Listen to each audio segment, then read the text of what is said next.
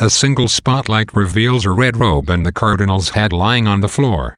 The common man enters to describe Cardinal Wolsey's death, which was officially attributed to pulmonary pneumonia but, for all intents and purposes, was caused by the king's displeasure with Wolsey's handling of the divorce. Wolsey died on his way to jail for the crime of high treason. Thomas More, the common man reports, was appointed Wolsey's successor. The common man jokes that More is considered by some to be a saint and that if one acknowledges his stubborn disregard of ordinary reality, then he probably was one. Cromwell and Rich run into each other at Hampton Court. Belittling Rich's new job, Rich is now Norfolk's secretary and librarian. Cromwell mentions that he himself was promoted into the king's service. He asks Rich why he does not have a better job since the new Lord Chancellor, Sir Thomas More, is his old friend. When Rich sheepishly replies that he and More are not really friends, Cromwell takes the opportunity to dangle a job offer before him, presumably in exchange for some service.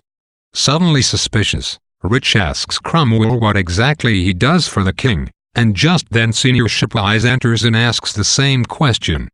Cromwell skirts the issue but finally explains that he does whatever the king wants done. As an example, Cromwell mentions that he recently arranged Henry's trip down the Thames on the maiden voyage of a new battleship, the Great Harry.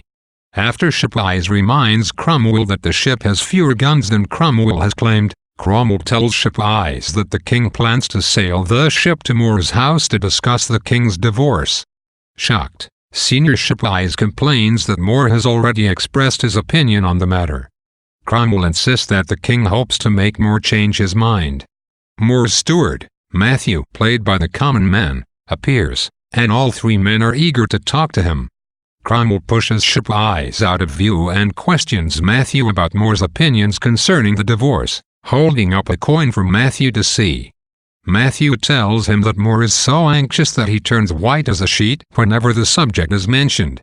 Cromwell pays Matthew for his information and beckons Rich to come with him as he leaves.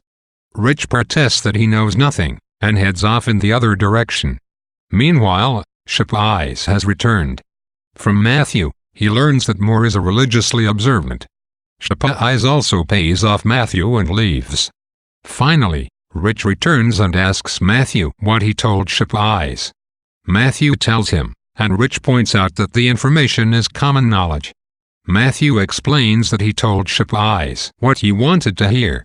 Alone, Matthew addresses the audience, reveling in the fact that he tricked three men into paying him off for little bits of common knowledge. He imagines that the men will make a big deal and a big secret out of their discoveries so that they do not feel duped. Wolsey's death sets into motion the clash between More and the king that has been building for the play's first 4 scenes. The common man's announcement in Act 1, Scene 5, that Wolsey's death was effectively the result of Henry's displeasure foreshadows the dangers of More's appointment as Wolsey's replacement. We realize that More must now take on the prickly situation of securing Henry's divorce, or else find a way to avoid the same dire consequence that Wolsey faced. The dramatic use of a spotlight to focus attention on Wolsey's garments, which are symbolic of More's new position, underlines the position's tenuousness. The common man's joke about the incompatibility of sainthood and high office provides a light-hearted moment that acknowledges the price More pays for his unwillingness to sacrifice his own conscience for the sake of his life or the demands of others.